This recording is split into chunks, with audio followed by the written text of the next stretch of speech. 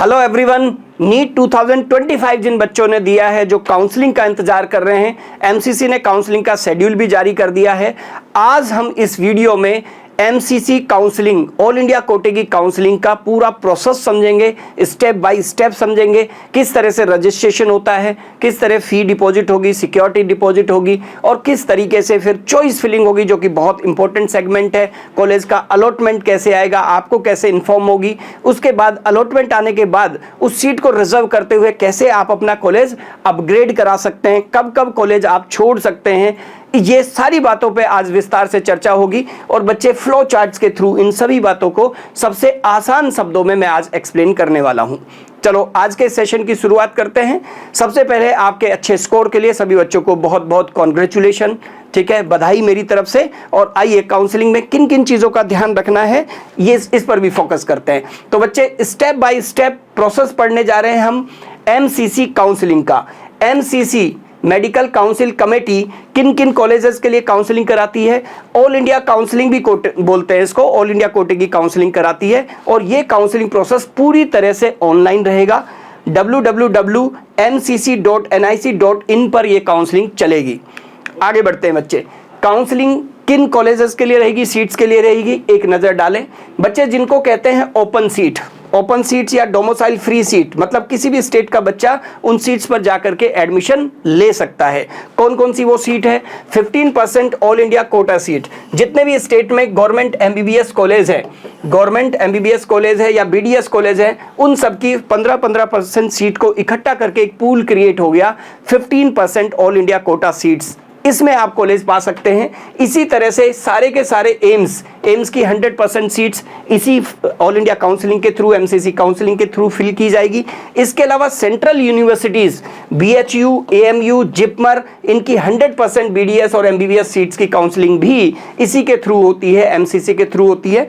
15% seats of DU, Delhi university, जिसके under आते हैं आपका Maulana Azad medical college MAMC, LH Lady Hardinge medical college LHMC, उसके अलावा UCMS university college of medical science. 15% all India quota seats of IP university, Indraprastha university, इसमें जो college आते हैं ACMS army college of medical science, NDMC north Delhi medical municipal corporation, VMMC Vardhman Mahavir medical college, इसके अलावा बाबा साहब Ambedkar BSA, और आता है इसके अंदर बच्चे ABVIMS Atal Bihari Vajpayee institute of medical science and RML hospital. 15% seats of IP quota seats किसकी? ईएसआईसी के जितने भी कॉलेज हैं उनकी 15% सीट्स में की भी फिलिंग इसी काउंसलिंग से होने वाली है, एमसीसी काउंसलिंग से होने वाली है। 100% faculty of dentistry, Jamia Millia Islamia में जितनी भी बीडीएस की सीट्स है उसकी 100% काउंसलिंग भी एमसीसी ही कराता है। और यहाँ पर 5% इंटरनल रिजर्वेशन होता है, जो जामिया मिलिया इस्लामिया से पढ़े हुए बच्चे हैं उनके लिए इंटरनल रिजर्वेशन भी होता है। तो कुल मिला के ये पूरा का पूरा सीट मैट्रिक्स एमसीसी पहले जारी कर देगा कि भाई साहब कैटेगरी वाइज ये इतनी सीट्स अवेलेबल है। तो सीट मैट्रिक्स सबसे पहले आएगा आपके पास। आपको क्या करना है, आइए तो steps of counselling, important steps है। सबसे पहला स्टेप है रजिस्ट्रेशन। आपको अपने आप को एमसीसी की वेबसाइट पर रजिस्टर कराना है कुछ बेसिक डॉक्यूमेंट्स के साथ। www.mcc.nic.in इस पर रजिस्टर करा लेना है, ये काम करना है आपको, जो अभी 21 जुलाई से स्टार्ट हो जाएगा। इसके बाद क्या होगा, रजिस्ट्रेशन फी एंड सिक्योरिटी फी ये डिपॉजिट होगी, कितनी होगी ये अमाउंट ये भी आज मैं बताऊंगा। 22 जुलाई से ये भी स्टार्ट हो जाएगा। सबसे इंपॉर्टेंट पार्ट है बच्चे इसमें चॉइस फिलिंग। चॉइस फिलिंग का मतलब है टॉप टू बॉटम आप अपना कॉलेज भरेंगे, किस कॉलेज में आपको एडमिशन चाहिए, और ये चॉइस फिलिंग आपको एवरी राउंड में करनी है। रजिस्ट्रेशन कब कब होता है वो भी मैं आपको बताऊंगा, फर्स्ट सेकंड थर्ड राउंड में रजिस्ट्रेशन होता है, लेकिन ये चॉइस फिलिंग एवरी राउंड में होगी। स्ट्रे वैकेंसी का भी अलग से होगा चॉइस फिलिंग। चलिए अब रिजल्ट आ गया इसका। रिजल्ट आने का मतलब है अलॉटमेंट आया होगा या फिर अलॉटमेंट नहीं आया होगा। अगर अलॉटमेंट आया है तो रिपोर्टिंग जो होगी ना वो फिजिकल होगी। काउंसलिंग ऑनलाइन है लेकिन रिपोर्टिंग फिजिकल होगी। रिपोर्ट करने के बाद आप अपग्रेड भी करा सकते हैं। कॉलेज आपको पसंद नहीं है तो आप अपग्रेड भी करा सकते हैं, पसंद नहीं है इन द सेंस उससे बेटर कॉलेज के लिए अपग्रेड करा सकते हैं। दूसरा, नॉन रिपोर्टिंग अगर आप रहते हैं रिपोर्ट नहीं करते, कॉलेज में नहीं जाते हैं, तो ये फर्स्ट राउंड में तो फ्री एग्जिट है, मतलब फर्स्ट राउंड में तो अलाउड है। उसके अलावा आपको कॉलेज जाना है, डॉक्यूमेंट जमा कराने हैं, एडमिशन ले लिया है तो उसके बाद अपग्रेड कराने के बाद वापस जाना है अपने डॉक्यूमेंट्स कलेक्ट करने के लिए। ठीक है, तो ये सारे रूल्स मैं आपको बताने वाला हूं, पूरा प्रोसेस बताने वाला हूं। चलिए आइए सबसे पहले जानते हैं when new registration is allowed. Registration एक बार कराना है, फिर आप धीरे धीरे अपग्रेड कराते रहें कॉलेज को, अगर आपको कॉलेज मिल जाता है। राउंड 1 में रजिस्ट्रेशन पॉसिबल है, हाँ जी बिल्कुल। राउंड 1 में जिसने रजिस्ट्रेशन नहीं कराया है वो फ्रेश एंट्री ले सकता है राउंड 2 में। ठीक है, राउंड 2 में नहीं कराया, सीधे राउंड 3 में भी आप पार्टिसिपेट कर सकते हैं। तो यहां पर 3 लेवल पर एंट्री है आपकी, रजिस्ट्रेशन करा सकते हैं। एक बार रजिस्ट्रेशन करा लिया तो बार बार कराने की जरूरत नहीं है, जब तक कि आप कुछ ऐसा ना कर दे जिससे एमसीसी काउंसलिंग से बाहर हो जाएं, वो भी मैं आपको बताऊंगा। डायरेक्ट कोई बच्चा स्ट्रे वैकेंसी राउंड में रजिस्ट्रेशन नहीं करा सकता, यहाँ फ्रेश एंट्री नहीं है। जो फर्स्ट, सेकेंड या थर्ड राउंड में जिन बच्चों ने एंटर किया है अभी तक, अगर उनको कॉलेज नहीं मिलेगा वो बच्चे ही सिर्फ स्ट्रे वैकेंसी राउंड में जा सकते हैं, चाहे वो स्टेट का हो या फिर एमसीसी का। आगे बढ़ते हैं बच्चे। रजिस्ट्रेशन फी गवर्नमेंट एमबीबीएस और बीडीएस के लिए अनरिजर्व कैटेगरी ईडब्ल्यूएस के लिए 1000 रुपीज लगते हैं, और इसके साथ साथ सिक्योरिटी डिपॉजिट जो कि रिफंडेबल होता है, लेकिन ये रिफंड होता है काउंसलिंग प्रोसेस पूरा कंप्लीट होने के बाद रिफंड होगा, और ये 10,000 के आसपास होता है। ठीक है, इस तरह से टोटल 11,000 बच्चों, इन बच्चों के खर्च होने वाले हैं। ओबीसी, एसटी, एससी के लिए ये फीस 5,000 मतलब 5500 रुपए इसमें खर्च होने वाले हैं। एक जीरो शायद एक्स्ट्रा हो गया है, 5500 रुपए खर्च होने वाले हैं। आगे बढ़िए।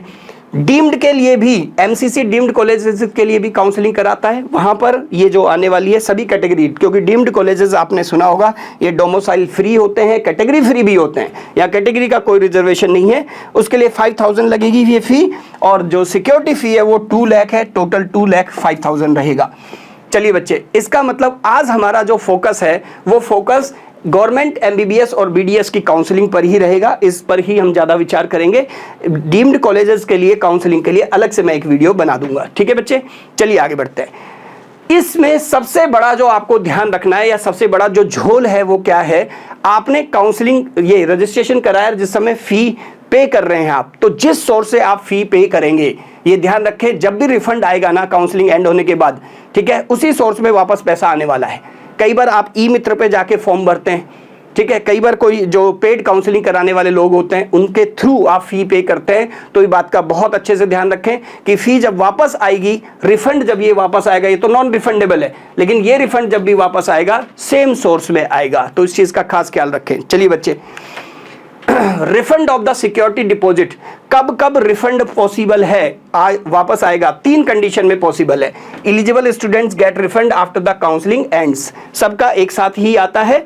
Number 1, seat allotted and admitted in any round, first round, second round, third round या स्ट्रे वैकेंसी में आपको सीट मिल गई है और आपने कॉलेज की सीट उठा ली है, इस केस में भी रिफंड आएगा। इसका मतलब यह है कि no adjustment in college fee, college fee आपको अलग से जमा करानी है, ये 10,000 रुपीज आपके उसमें एडजस्ट होने वाले नहीं है। Number 2, taken free exit from round 1, round 1 में पार्टिसिपेट किया आपने, उसके बाद आपको स्टेट में कॉलेज मिल रहा है या आपका आगे काउंसलिंग में पार्टिसिपेट करने का मन नहीं है, वहां से आपने फ्री एग्जिट ले लिया, मतलब आपने रिपोर्ट ही नहीं किया, तो आपकी सिक्योरिटी बिल्कुल वापस आ जाएगी। नंबर 3, आपने पूरी काउंसलिंग में पार्टिसिपेट किया लेकिन कॉलेज मिला ही नहीं मिला, तो सिक्योरिटी इस केस में भी वापस आएगी। तो 3 केसेस में आपकी सिक्योरिटी वापस आने वाली है। लॉस ऑफ सिक्योरिटी डिपॉजिट कब जब्त हो जाएगी, allotted A seat in round 2, 3, first में तो फ्री एग्जिट है, आप रिपोर्ट नहीं भी करेंगे तब भी सिक्योरिटी आपकी वापस आने वाली है, लेकिन आपको राउंड 2 में सीट अलॉट हुई है, राउंड 3 में सीट अलॉट हुई है या स्ट्रे वैकेंसी में अलॉट हुई है, धीरे धीरे पनिशमेंट बढ़ते जाएगा।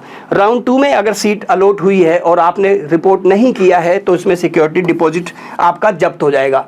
राउंड 3 में अगर इस तरह का होता है, राउंड 3 में तो आपको तभी पार्टिसिपेट करना है जब कॉलेज लेना ही है, ठीक है, कॉलेज लेना ही है, अदरवाइज आपको पनिशमेंट इसमें और ज्यादा बढ़ जाएगा, ठीक है, आप एमसीसी के काउंसलिंग से बाहर हो जाएंगे। ठीक, तीसरा जो स्ट्रे वैकेंसी है, अगर इसमें आपने कॉलेज उठाया और फिर कॉलेज छोड़ दिया आपने, तो वो सीट तो हमेशा के लिए खाली रह जाने वाली है, ठीक है। इसका मतलब ये हुआ कि आपको एमसीसी अगले 1 साल के लिए और बैन कर देता है, आप नीट एग्जाम नहीं दे सकते, काउंसलिंग में पार्टिसिपेट नहीं कर सकते। चलिए आगे, upgraded seat but didn't joint, आपने सपोज कीजिए अलॉटमेंट नहीं आया, आपका अपग्रेड हुआ, जैसे राउंड 1 में सीट मिली, आपने अपग्रेड करा लिया 2 में, या 2 में सीट मिली 3rd में अपग्रेड कराया, लेकिन जा करके आपने उसको ज्वाइन नहीं किया, आप नॉन रिपोर्टिंग रहे, तो इस केस में भी आपकी सिक्योरिटी डिपॉजिट जो है जब्त हो जाता है। चलिए बच्चे आगे बढ़ते हैं। चॉइस फिलिंग, ये बहुत इंपॉर्टेंट पॉइंट है, सभी बच्चा संभल के करे इस काम को। चॉइस फिलिंग हमेशा जो करनी है आपको वो टॉप टू बॉटम करनी है। टॉप टू बॉटम का मतलब समझे, जो टॉप कॉलेजेस है उनको बिल्कुल टॉप पर रखिए, टॉप टू बॉटम कॉलेज भरिए आप, ठीक है। चलिए अलॉटमेंट जब आना होगा आपकी कैटेगरी में, देखो कैसे अलॉटमेंट आता है। Seat are allotted based on your NEET score, NEET की जो रैंक है, रिजर्वेशन कैटेगरी जिस कैटेगरी में आप डिजर्व करते हैं, and order of your preference जो आपने प्रेफरेंस डाली है, इनके बिहाफ पर अलॉटमेंट आता है। तो कभी भी कोई बच्चा ये ना सोचे कि मैं पीछे का कॉलेज अगर फर्स्ट नंबर पे भर दूंगा तो सबसे पहले मुझे वो कॉलेज मिल जाएगा, ऐसा नहीं है।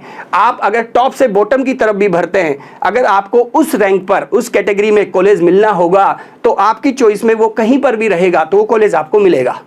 इसलिए हमेशा चॉइस टॉप टू बॉटम ही भरें, इस बात का खास ख्याल रखें। No limit of number of choices, आप कितने भी कॉलेज, जितने कॉलेज अवेलेबल है सब कॉलेज भर सकते हैं, कोई प्रॉब्लम नहीं है। फर्स्ट राउंड में अलॉटमेंट आ गया, उसके बाद अपग्रेड करा सकते हैं, तो नंबर ऑफ चॉइसेस भरने की कोई लिमिट नहीं है। Fast filling in each round, first round, second round, third round, stay vacancy, सब के अंदर आपको ये चॉइस फिलिंग अलग से करनी होगी, हर बार करनी होगी ये। Only chosen college can be allotted, obvious सी बात है, जो आपने फिल किया है, लिस्ट बनाई है, ठीक है, उसके अलावा और कोई कॉलेज बाहर का नहीं मिलेगा, उस लिस्ट में से ही कॉलेज मिलने वाले हैं। सिंगल प्रेफरेंस लिस्ट बनाएंगे आप, किसके लिए? गवर्नमेंट कॉलेजेस के लिए, सेंट्रल यूनिवर्सिटीज के लिए, एम्स के लिए, अभी अभी हम जब बात कर रहे थे जिनके लिए हम पार्टिसिपेट कर रहे हैं उसके लिए सिंगल प्रेफरेंस लिस्ट बनेगी। डीम्ड कॉलेज की काउंसलिंग अलग से होती है, उसकी प्रेफरेंस लिस्ट अलग से बनती है। नो चेंज आफ्टर लॉकिंग और ऑटो लॉकिंग, एक बार चॉइस फिल करने के बाद आपने लॉक कर दिया या एक टाइम लिमिट के बाद वो ऑटो लॉक हो जाती है लास्ट डेट पर, ठीक है, उसके बाद आप उसमें ऊपर नीचे नहीं कर सकते, कोई ऑल्ट्रेशन, कोई मॉडिफिकेशन नहीं कर सकते हैं। तो बच्चे ये बहुत इंपॉर्टेंट स्टेप है चॉइस फिलिंग वाला। रिपोर्टिंग, चॉइस फिलिंग के बाद क्या हुआ, एक पर्टिकुलर डेट पर रिजल्ट आ गया। अब रिजल्ट दो तरह का आएगा, या तो आप कॉलेज अलॉट हो रहा होगा या नहीं अलॉट हो रहा होगा। अगर कॉलेज अलॉट हुआ है तो आपको एक सर्टेन टाइम पीरियड जो यूजुअली 7-8 डेज का होता है उसमें कॉलेज में रिपोर्ट करना है। और ये रिपोर्टिंग कैसी होगी, ये फिजिकल होगी। आपको एमसीसी की साइट से अपना अलॉटमेंट लेटर लेना है, ओरिजिनल डॉक्यूमेंट्स लेने हैं, ठीक है, और कॉलेज जाकर के फी डिपॉजिट करानी है। Physical reporting at the allotted medical हाँ जी dental college within time limit. मैंने कहा ये टाइम लिमिट 7-8 डेज का होता है। अलॉटमेंट लेटर आपको लेना है, ओरिजिनल डॉक्यूमेंट्स लेने हैं और जाकर के वहाँ फीस डिपॉजिट करानी है। फर्स्ट राउंड में आप नॉन रिपोर्टिंग रहेंगे तब भी आपकी सिक्योरिटी भी जब्त नहीं होगी क्योंकि वहाँ फ्री एग्जिट है, लेकिन उसके बाद वालों में आपको रिपोर्ट करना पड़ेगा। आगे बढ़ते हैं। Need to fill consent form to upgrade, ये बहुत इंपॉर्टेंट पॉइंट है कि जब आप कॉलेज जाएंगे, कॉलेज तो आपको मिल गया, फीस वगैरह आपने जमा करा दी, लेकिन कॉलेज में आपसे एक फॉर्म भराया जाएगा। नहीं भी भरे, कॉलेज वालों को नहीं ध्यान है तो आप जाके बोलिए कि मुझे कॉलेज अपग्रेड करना है। अगर अपग्रेड कराना है तो आप यस कीजिए, नहीं अपग्रेड कराना है नो कीजिए, ठीक है। तो ये अपग्रेडेशन वाला जो कंसेंट फॉर्म है ये जरूर आप भरें अगर आपको उससे बेहतर कॉलेज की तलाश है तो ये भी बड़ा इंपॉर्टेंट पॉइंट है, इसका ध्यान रखें। आगे बढ़ते हैं। अपग्रेडेशन, अपग्रेडेशन का मतलब है बेटर कॉलेज सर्च करना। To get better college by holding a seat in previous round, एक राउंड में सीट मिली उसको तो आपने पकड़ के रखा और उससे बेहतर सीट की आप तलाश कर रहे हैं। दो चांसेस के मिलते हैं अपग्रेडेशन के, राउंड 1 से राउंड 2 में आप अपनी सीट अलॉट कर अपग्रेड करा सकते हैं। दूसरा, राउंड 2 में कोई सीट मिली है तो राउंड 3 में अपग्रेड करा सकते हैं, या 1 के बाद 2 में अपग्रेड कराई और 2 के बाद भी आपको सीट नहीं मिली या जो मिली वो पसंद नहीं है तो 3 में अपग्रेड करा सकते हैं। तो कुल मिला के 2 चांसेस आपको अपग्रेड करने के मिलते हैं। राउंड 3 से स्टे वैकेंसी राउंड में कोई अपग्रेडेशन नहीं होता है। स्टे वैकेंसी में सिर्फ वो बच्चे पार्टिसिपेट करते हैं जिनको राउंड 1, 2, 3 में कोई कॉलेज नहीं मिला है। एक इंपॉर्टेंट बात जो आपको ध्यान रखनी है बहुत अच्छे से, वो ये है कि फर्स्ट और सेकंड राउंड तक तो चलता है, थर्ड राउंड से रूल थोड़े से स्ट्रिक्ट हो जाते हैं। और एक राउंड 3 का रूल है, if joint a seat in MCC counselling, क्या होता है, हाँ जी, will not be eligible for MCC stray vacancy और स्टेट राउंड थर्ड। जब एमसीसी में आप थर्ड राउंड में कोई कॉलेज उठा लेते हैं तो एमसीसी वो कॉलेज की इंफॉर्मेशन जिन जिन बच्चों ने ज्वाइन कर लिया है वो भेज देती है स्टेट्स को, रेलिवेंट स्टेट्स को। तो स्टेट का कि बच्चों ने यहाँ पर कॉलेज उठा लिया है, तो स्टेट की काउंसलिंग में वो बच्चे पार्टिसिपेट नहीं कर सकते, ना ही वो एमसीसी की स्टे वैकेंसी में जा सकते हैं। तो इस बात का खास ख्याल रखें, फर्दर राउंड में आप पार्टिसिपेट नहीं कर पाएंगे। सेम रूल स्टेट पर भी अप्लाई होता है। स्टेट भी इस तरह से राउंड 3 में जिन बच्चों को कॉलेज अलॉट हो जाते हैं उसकी इंफॉर्मेशन एमसीसी को देता है। चलिए बच्चे आगे बढ़ते हैं। अब पॉइंट ये है कि एमसीसी काउंसलिंग ऑल इंडिया कोटे की काउंसलिंग भी चलेगी और साथ में स्टेट की काउंसलिंग भी चलेगी। ठीक है, अब ये दोनों सिंक होकर के कैसे चलेगी, जैसे राउंड 1 ऑल इंडिया कोटे का हुआ तो इसके बाद इसके रिजल्ट आने और बाकी चीजें होने में जो टाइम लगेगा उस गैप में स्टेट का राउंड 1 हो जाएगा, स्टेट का राउंड 1 हो जाएगा, ताकि बच्चे को समझने में आसानी रहे कि मुझे बेहतर कॉलेज कहाँ मिल रहा है। तो कोई बच्चा ओनली एमसीसी की काउंसलिंग करा सकता है, उधर से अगर उसको कॉलेज मिल रहा है, बेहतर कॉलेज मिल रहा है, तो ओनली स्टेट की काउंसलिंग में जिसको रहना है, बेहतर कॉलेज लेना है, वो भी करा सकता है और दोनों काउंसलिंग में भी पार्टिसिपेट कर सकता है। दोनों का रजिस्ट्रेशन अलग होगा, रजिस्ट्रेशन फी वगैरह, सिक्योरिटी डिपॉजिट, वो बिल्कुल प्रोसेस बिल्कुल सेपरेट रहेगा, लेकिन ये सिंक होके चलेगा। यहाँ राउंड 2 इसका स्टार्ट हुआ ऑल इंडिया कोटे का, सीट मैट्रिक्स आ जाएगी बचे हुए कॉलेज की और फिर बची हुई सीट आ जाएगी आपके सामने और सेम प्रोसेस रिपीट होगा। इसके साथ इसके बाद ठीक बाद क्या होगा, स्टेट का राउंड 2, फिर ऑल इंडिया का राउंड 3, फिर स्टेट का राउंड 3 और फिर ये लास्ट राउंड जिसको मॉप अप राउंड भी कहते हैं, स्टे वैकेंसी राउंड भी कहते हैं या 4th राउंड भी कहते हैं, ये होगा। और स्टेट का भी इसी तरह से मॉप अप राउंड होगा, स्टे वैकेंसी राउंड होगा, राउंड 4th होगा। ठीक है बच्चे, तो इस तरह से ये सिंक होकर के काउंसलिंग चलने वाली है। अब बात करते हैं राउंड 1 की। हाँ जी, तो जैसे ही 22 जुलाई से आपने अपना रजिस्ट्रेशन करा लिया, 21 से करा लिया, रजिस्ट्रेशन फी वगैरह पे कर दी, ठीक है, चॉइस फिलिंग कर दी। अब इसके बाद क्या होगा, चॉइस आपकी लॉक भी हो गई। अब लॉक होने के बाद एक दिन रिजल्ट आया। अब रिजल्ट क्या हो सकता है देखिए, तो राउंड 1 के रिजल्ट की हम बात कर रहे हैं। रिजल्ट क्या हो सकता है, या तो आपको कॉलेज अलॉट होगा या फिर कॉलेज अलॉट नहीं होगा। ठीक है, कॉलेज अलॉट नहीं हुआ। ठीक है, कॉलेज अलॉट होने में 2 बातें हैं। एक तो नंबर 1 आपने कॉलेज ज्वाइन कर लिया, ज्वाइन करेंगे कॉलेज।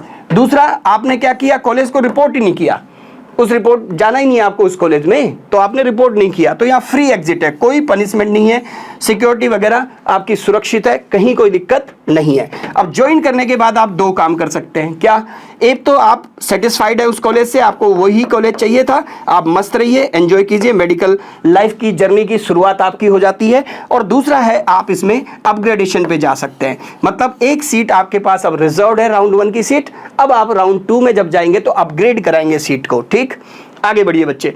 तो एक प्रोसेस तो ये है कि आप अपग्रेड में चले गए, अपग्रेड का मतलब राउंड 2 में अब आप पार्टिसिपेट करेंगे। दूसरा प्रोसेस क्या है कि आपको सीट मिली ही नहीं मिली तो ऑब्वियस सी बात है आप राउंड 2 में जाएंगे। तो इस तरह से आप पहुंच गए एमसीसी के राउंड 2 में। अब राउंड 2 में क्या होगा, अगेन चॉइस फिलिंग होगी, चॉइस लॉक होगी, ऑटो लॉक होगी, उसके बाद उसका रिजल्ट आएगा। अब राउंड 2 का रिजल्ट आया आपका बच्चे, 3 केस बनते हैं। पहला केस, हाँ जी, पहला केस ये है कि किसी बच्चे ने अगर सपोज कीजिए उसका यहीं पर राउंड 2 में पार्टिसिपेट किया था या राउंड 1 में उसको कॉलेज मिला ही नहीं था, तो पहली बार उसका अलॉटमेंट आया है, तो ये तो बात हुई फ्रेश अलॉटमेंट की। ठीक है, फ्रेश अलॉटमेंट आया है। अब जो पहली बार अलॉटमेंट आया है इसमें 2 बातें होगी, बच्चा कॉलेज से सेटिस्फाइड है, कॉलेज वो ज्वाइन कर लेता है, फिजिकल रिपोर्टिंग कर देता है, डॉक्यूमेंट्स वगैरह फीस वगैरह जमा करा देता है, बड़ा आपके मेडिकल करियर की यहाँ से शुरुआत हो जाती है। दूसरा क्या है कि आप रिपोर्ट नहीं करते हैं, आप अगर वहाँ नॉन रिपोर्टिंग रहते हैं तब क्या होगा, आपकी सिक्योरिटी, ये राउंड 2 है, अब पनिशमेंट शुरू हो जाएगा, मतलब आपकी सिक्योरिटी का लॉस हो जाएगा अगर आप वहाँ रिपोर्ट नहीं करते हैं तो। कई बार पेरेंट्स या बच्चा ये सोचता है कि 10,000 रुपये की सिक्योरिटी है, कॉलेज जाने में, आने में, डॉक्यूमेंट जमा कराने में, फिर वापस लाने भी पड़ते रिजाइन करने के बाद डॉक्यूमेंट्स। ठीक है, इसलिए वो कई बार नहीं जाते हैं। ठीक है, सिक्योरिटी का लॉस हो जाने देते हैं, कोई दिक्कत नहीं है, सिक्योरिटी का लॉस हो जाएगा। तो अब इसमें क्या करना है, क्या आप राउंड 3 में जा सकते हैं? हाँ बिल्कुल जा सकते हैं। आपको रजिस्ट्रेशन राउंड 3 के लिए दोबारा से कराना पड़ेगा, दोबारा से फी देनी पड़ेगी। तो इस तरह आप राउंड 3 में पार्टिसिपेट कर सकते हैं। अभी आपको फर्दर काउंसलिंग प्रोसेस से बाहर नहीं किया जा रहा, राउंड 2 की बात कर रहा हूँ। अब दूसरी बात करते हैं बच्चे, ये तो फ्रेश अलॉटमेंट था। अगर सपोज कीजिए किसी बच्चे ने राउंड 1 का कॉलेज उठाया और उसके बाद उसने अपग्रेड के लिए अप्लाई किया, वो बेहतर कॉलेज की तलाश कर रहा है, तो 2 बातें हैं, या तो अपग्रेड होगा या अपग्रेड नहीं होगा। ठीक है, 2 केस बनते हैं। अगर सपोज कीजिए सेकंड राउंड में अपग्रेडेशन नहीं आता है तो क्या होगा, सीट राउंड 1 की सीट तो उसके पास पहले से है, वो सीट रखते हुए भी वो फर्दर अपग्रेड कर सकता है, ये सेकंड टाइम अपग्रेड में जा सकता है। ठीक है, तो सेकंड टाइम अपग्रेड हो रहा है, मतलब वो राउंड 3 के लिए एलिजिबल है, राउंड 3 में पार्टिसिपेट करेगा, उसको लाइक न्यू रजिस्ट्रेशन कराने की कोई ज़रूरत नहीं है, सिक्योरिटी वगैरह वो सब भर के बैठा हुआ है, सिर्फ उसको चॉइस फिलिंग करनी है। तो इस तरह से 2 तरह के बच्चे आ गए राउंड 3 में। तीसरा केस है कि फर्स्ट राउंड में बच्चे को कॉलेज मिला, उसने अपग्रेड करवाया, कॉलेज अपग्रेड हो गया। अब क्या होगा, इस अपग्रेडेड कॉलेज को बच्चा रखता है अपने पास, ठीक है, हाँ जी, तो ये मस्त हो जाएगा, एकदम अपने मेडिकल करियर की शुरुआत कर देगा। दूसरा क्या है कि वो इस कॉलेज से सेटिस्फाइड नहीं है, उसको फर्दर अपग्रेड कराना है, सेकंड टाइम अपग्रेड कराना है, तो भैया सेकंड टाइम अपग्रेड करा सकता है, हाँ बिल्कुल करा सकता है, राउंड 3 में वो अपग्रेडेशन के लिए पार्टिसिपेट कर सकता है।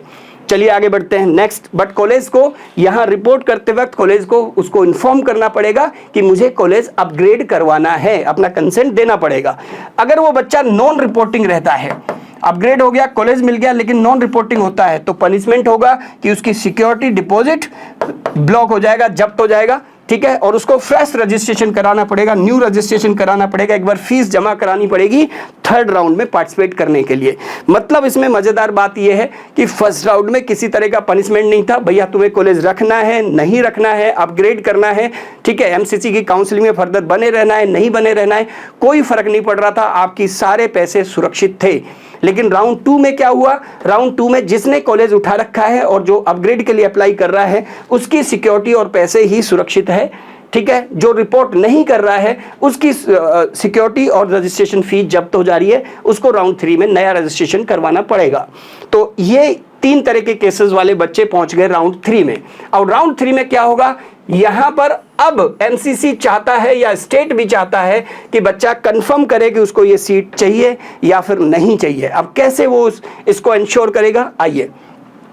राउंड 3 स्टार्ट हुआ, सीट मैट्रिक्स आ गई, चॉइस फिलिंग होगी, ठीक है, वो लॉक कर दिया आपने चॉइसेस या ऑटो लॉक हो गया, कुछ दिन बाद उसका रिजल्ट आ जाता है। अब 3 केस यहां भी बनते हैं। पहला केस बनता है फ्रेश अलॉटमेंट। इसका मतलब ये हुआ बच्चे को पहली बार कॉलेज मिल रहा है, पहली बार कॉलेज मिल रहा है, चाहे उसने राउंड 3 में एंटर किया हो या उससे पहले से वो बना हुआ है, लेकिन अलॉटमेंट पहली बार आया है। अब या तो बच्चा वो कॉलेज से सेटिस्फाइड है तो भैया मुबारक हो, क्या करना है उसको, हाँ जी, क्या करना है उस बच्चे को, अपना मेडिकल कॉलेज ज्वाइन करना है, एंजॉय करना है, मेडिकल करियर की उसकी शुरुआत हो गई। या फिर वो बच्चा क्या करता है, वो रिपोर्ट नहीं करता है, नॉन रिपोर्टिंग रहता है। राउंड 3 में नॉन रिपोर्टिंग होना ये सीरियस बात है, तो इसलिए मैं इसको सिंपल वर्ड्स में बोल रहा हूं, स्टेट या एमसीसी काउंसलिंग में राउंड 3 में वही बच्चे पार्टिसिपेट करें या उस तरह की चॉइस ही आप भरें जिस तरह का कॉलेज आपको चाहिए, ठीक है, क्योंकि यहां पर अगर पार्टिसिपेट आगे जाके आप कॉलेज छोड़ते हैं तो यहां दिक्कतें बढ़ेंगी। किस किस तरह की दिक्कतें बढ़ेगी वो मैं आपको बता रहा हूं। एक तो ये नॉन रिपोर्टिंग रहता है, अगर बच्चा, ये एरो इधर लग गया है, तो उसका लॉस ऑफ सिक्योरिटी तो होगा ही, लॉस ऑफ सिक्योरिटी के साथ साथ वो बच्चा एमसीसी की काउंसलिंग से बाहर आ जाएगा, और दूसरा वो स्टे वैकेंसी राउंड में भी एलिजिबल नहीं होगा, फर्दर काउंसलिंग में पार्टिसिपेट नहीं कर सकता। एमसीसी काउंसलिंग से बाहर होने का यही मतलब है। साथ में ये स्टेट को भी लिस्ट भेज देते हैं, कौन सी लिस्ट भेज देते हैं कि भैया इसको कॉलेज अलॉट हो चुका है, तो स्टेट में भी उसको प्रॉब्लम आएगी, ठीक है बच्चे। दूसरा केस क्या बनता है, दूसरा केस बनता है कि सेकंड राउंड में बच्चे ने अपग्रेड के लिए अप्लाई किया था, अब या तो अपग्रेड कॉलेज हुआ होगा या फिर नहीं हुआ होगा। अगर अपग्रेड नहीं हुआ है, राउंड 3 का कॉलेज अपग्रेड नहीं हुआ है, तो इसका मतलब पहले उसको एक कॉलेज मिल चुका था, कौन सा, या तो राउंड 1 में या फिर राउंड 2 में, तो वो प्रीवियस सीट अपनी रिटेन कर ले, ठीक है, प्रीवियस सीट रिटेन कर ले, वहां ज्वाइन कर ले, जाना शुरू कर दे कॉलेज, तो खत्म हो जाएगी बात, ठीक है ना। हाँ जी, आगे बढ़िएगा। और साथ में इधर देखिए, ये बच्चे जो है not eligible for stay vacancy round, क्योंकि भाई पहले से उसको कॉलेज मिला हुआ है, तो राउंड 1 2 का कॉलेज मिला हुआ है, 3 के लिए अप्लाई किया था, अपग्रेड हुआ नहीं, तो भैया कॉलेज आप ज्वाइन कर लो, सीधी सी बात है, ठीक है। स्टे वैकेंसी में नहीं जा सकते, इसमें वो ही जाएगा जो बच्चा अभी तक कॉलेज जिसको नहीं मिला है। दूसरा, थर्ड राउंड में अगर बच्चे का अपग्रेड हो जाता है, तो अपग्रेड होने के बाद 2 बातें हैं। एक तो ये है बच्चा सेटिस्फाइड है, कॉलेज ज्वाइन कर लेता है, ठीक है, तो बहुत बढ़िया, मेडिकल करियर की शुरुआत हो गई। लेकिन बच्चा अगर यहाँ पर अपग्रेडेड सीट पर नॉन रिपोर्टिंग रहता है, तो यहाँ भी पनिशमेंट होगा कि उसकी सिक्योरिटी डिपॉजिट जब्त हो जाएगी, प्लस वो फर्दर इसमें काउंसलिंग में पार्टिसिपेट नहीं कर सकता है, स्टे वैकेंसी में बच्चा नहीं जा सकता है उस साल के लिए, ठीक है। एक बार वापस सुने, थर्ड राउंड में मिली हुई सीट अगर कोई बच्चा छोड़ता है, नॉन रिपोर्टिंग रहता है, तो सिंपल है, एमसीसी काउंसलिंग वहां एंड हो जाएगी, सिक्योरिटी वगैरह आपकी जब्त हो जाएगी। इससे आगे बढ़ते हैं, स्टे वैकेंसी का जो पनिशमेंट है वो इससे भी ज्यादा होने वाला है। एक बार राउंड 3 को और आसान भाषा में समझे, राउंड 3 का जो रिजल्ट है वो कैसा कैसा आया। नंबर 1, एक तो फ्रेश अलॉटमेंट आया बच्चे का, ठीक है, फ्रेश अलॉटमेंट आया, बच्चे ने ज्वाइन कर लिया, ठीक है, बच्चे ने ज्वाइन कर लिया, ठीक। दूसरा, उसने अपग्रेड करने के लिए अप्लाई किया था लेकिन अपग्रेड नहीं हुआ तो क्या हुआ, राउंड 1 और 2 का कॉलेज है, बच्चे ने ज्वाइन कर लिया, ठीक है। तीसरा केस क्या बन सकता है, उसका कॉलेज अपग्रेड हो गया, अपग्रेड होने के बाद उसने कॉलेज ज्वाइन कर लिया, ठीक है। तो तीनों केस ये मैंने बताया जिसमें बच्चे ने कॉलेज ज्वाइन कर लिया। क्या होगा, not eligible for stay vacancy, can't leave the seat. ये बात बहुत इंपॉर्टेंट है भैया, स्टे वैकेंसी में जो पहले से कॉलेज मिला हुआ बच्चा है वो नहीं जा सकता, ना ही वो सीट छोड़ सकता है। इसलिए थर्ड राउंड में पार्टिसिपेट करते वक्त चॉइस फिलिंग ऐसी होनी चाहिए कि आपको जो कॉलेज चाहिए सिर्फ वो कॉलेज ही भरे वहाँ, क्योंकि यहाँ सीट छोड़ना मुश्किल होगा आपके लिए। सेकंड है, कॉलेज अलॉट ही नहीं हुआ थर्ड राउंड में, तो ये बच्चे सिर्फ स्टे वैकेंसी के लिए जाएंगे। आगे बढ़ते हैं बच्चे, स्टे वैकेंसी राउंड में पार्टिसिपेट किया, कौन से बच्चों ने पार्टिसिपेट किया, कौन से बच्चे एलिजिबल है, जिनको राउंड 1, 2, 3 में कॉलेज मिला ही नहीं, अभी तक बेचारों को कॉलेज नसीब नहीं हुआ, सिर्फ वो बच्चे स्टे वैकेंसी में जा सकते हैं, ठीक। आगे बढ़ते हैं, अब इसमें 2 केस बनेंगे, या तो कॉलेज उसको अलॉट हो सकता है, अलॉट हो गया अगर कॉलेज अलॉट हो गया, मिल गया उसको, बच्चे ने जाके कॉलेज ज्वाइन कर लिया, ठीक, मेडिकल करियर की शुरुआत हो गई, आगे बढ़िएगा। दूसरा केस ये बनता है कि वो ज्वाइन नहीं करता है, तो ये तो बहुत गंदी बात होगी, पनिशमेंट या मैक्सिमम होगा। क्या होगा, उस साल के लिए तो वो बाहर हो ही गया, उस साल तो खैर कॉलेज ले नहीं रहा वो, ठीक है, लेकिन वो अगले साल भी नीट एग्जाम नहीं दे सकता, कॉलेज नहीं ले सकता। इस बात को बहुत इंपॉर्टेंट और बड़े ध्यान से समझे, ये आपको बिल्कुल नहीं करना है। स्टे वैकेंसी चाहे स्टेट का हो या एमसीसी का हो, उसमें तभी जाएं जब आपको कॉलेज चाहिए, क्योंकि कॉलेज मिलने पर, अलॉट होने पर आप उसको छोड़ नहीं सकते हैं। अगर कॉलेज अलॉट नहीं होता है तो कम से कम वो बच्चा स्टेट की स्टे वैकेंसी उसके बाद होगी तो उसमें पार्टिसिपेट कर सकता है, ये उसके लिए फायदे की बात है। चलिए, हाँ बच्चे, रेजिग्नेशन, एक बार कॉलेज का अलॉटमेंट आ गया तो कॉलेज को कैसे छोड़ सकते हैं। फर्स्ट राउंड में फ्री एग्जिट है, कोई दिक्कत नहीं है, वहां पर कोई सिक्योरिटी वगैरह का लॉस नहीं होगा, लेकिन उसके बाद अगर अलॉटमेंट आपको दूसरी जगह कॉलेज मिल रहा है, स्टेट से कॉलेज मिल रहा है, एमसीसी का कॉलेज आपको नहीं चाहिए, तो फिर क्या करेंगे। 2 चीज फिजिकल होने वाली है, एक तो रिपोर्टिंग, वो फिजिकल होगी, डॉक्यूमेंट जमा कराने के लिए, फीस जमा कराने के लिए कॉलेज जाना पड़ेगा। दूसरा, रिजाइन करने के लिए भी आपको फिजिकल विजिट करनी पड़ेगी, क्योंकि कॉलेज से आपको 3 चीजें कलेक्ट करनी है। एक तो डॉक्यूमेंट्स कलेक्ट करने हैं, आपको ओरिजिनल डॉक्यूमेंट्स आपके रखे हुए हैं, और फी, बिना किसी डिडक्शन के फी आपकी रिफंड हो जाएगी, फी रिफंड हो जाएगी। तो ये 2 चीजें कम से कम आपको वहां से कलेक्ट करनी है। कब कब बच्चा रिजाइन कर सकता है, आफ्टर राउंड 1, ये तो मैंने बताया, बिल्कुल सिंपल है, without any loss of security deposit, round 1 के बाद आप एग्जिट ले सकते हैं, रिजाइन कर सकते हैं, अगर दूसरी जगह आपको बेहतर कॉलेज मिल रहा है तो। राउंड 2 के बाद अगर आप रिजाइन करते हैं, सीट छोड़ते हैं, तो यहां पर क्या होगा, दोनों ही केस में एक टाइमलाइन है, एमसीसी की तरफ से टाइमलाइन रहेगी कि भाई इतने टाइम में आप इन्फॉर्म कर दें कि आप सीट रख रहे हैं या नहीं रख रहे हैं, तो उतने टाइम में आपको जाकर के वहां से अपने डॉक्यूमेंट्स और फी कलेक्ट करनी है। यहां पर सिक्योरिटी जो है ना, सिक्योरिटी डिपॉजिट का लॉस हो सकता है, कहां पर, राउंड 2 के बाद कॉलेज की सीट छोड़ने पर। आगे बढ़े, तो ये रेजिग्नेशन के 2 चांस मिलेंगे। बच्चे, और ज़्यादा इंफॉर्मेशन या डॉक्यूमेंट्स और पीडीएफ के फॉर्म में चीज़ें चाहिए आपको, ठीक है, इसके मतलब ऑल इंडिया काउंसलिंग जो एमसीसी काउंसलिंग है, इसके साथ साथ स्टेट जो काउंसलिंग है, स्टेट काउंसलिंग, इन सब की, क्योंकि यहाँ पर YouTube पर डॉक्यूमेंट्स उतने नहीं दे सकते, तो इसके 2 तरीके हैं। एक तो आप सारथी प्लस पर जाइए, सारथी प्लस, प्ले स्टोर से सारथी प्लस ऐप डाउनलोड कीजिए। इस एप्लीकेशन में जाएंगे तो यहाँ पर आपको एक काउंसलिंग का कोर्स नजर आएगा, और इस पर जो इन्फॉर्मेशन है वो एब्सोल्युटली फ्री है। MBBS, BDS, BMS, BUMS, government, semi government, deemed private college, सबसे रिलेटेड इन्फॉर्मेशन जितनी हम दे सकते हैं वो सब यहाँ अवेलेबल है। तो सारथी प्लस ऐप डाउनलोड कीजिए और यहाँ से ये इन्फॉर्मेशन आप ले सकते हैं। ये सब डॉक्यूमेंट्स PDF के फॉर्म में यहाँ पर आपको मिल जाएंगे। और दूसरा तरीका है, आपका एक टेलीग्राम चैनल है मेरा, नीट सक्सेस, बहुत ज़्यादा नहीं लेकिन कुछ कुछ इन्फॉर्मेशन _NKY, इस पर जाकर भी आप कर सकते हैं। थर्ड है हमारा एक कॉन्टैक्ट नंबर है 80, टीम का कॉन्टैक्ट नंबर है 90908042, ठीक है। किसी बच्चे को अगर पेड काउंसलिंग करवानी है तो वो इस पर कांटेक्ट कर सकता है। फ्री इंफॉर्मेशन के लिए मेरा YouTube चैनल है सारथी प्लस, ये सब्सक्राइब कर ले आप। दूसरा, एप्लीकेशन डाउनलोड कर ले, यहाँ पर आपको पीडीएफ के फॉर्म में सारे के सारे जितने भी लास्ट ईयर के डॉक्यूमेंट्स हैं काउंसलिंग के, राउंड 1, 2, 3 कॉलेज वाइज लिस्ट, वो सब आपको अवेलेबल हो जाएगी। Thank you, wish you good luck.